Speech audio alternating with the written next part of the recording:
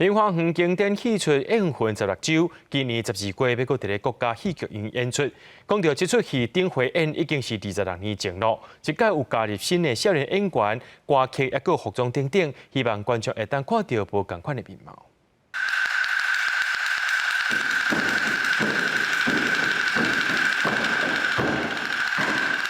连续几日的排练到明华园的演员伫台顶展现身段，重新演出26年前的经典戏出《烟魂16周》。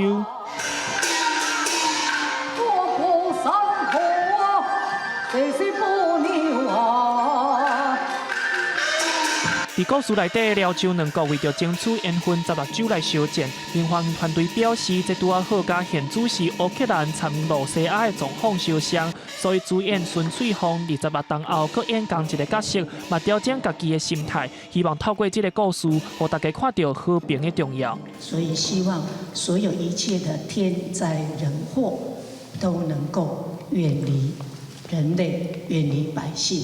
那这也是我现在在演《烟云16周》我的心情，我希望能够做这样的调整。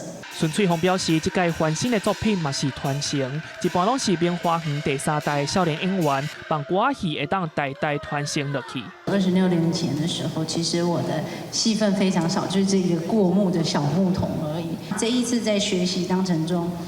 孙老师就是一样严格的鞭策我们，对，鞭策我们姐妹。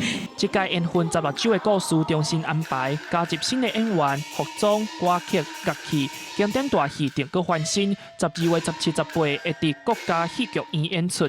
记者林瑞和谢桂林台北报道。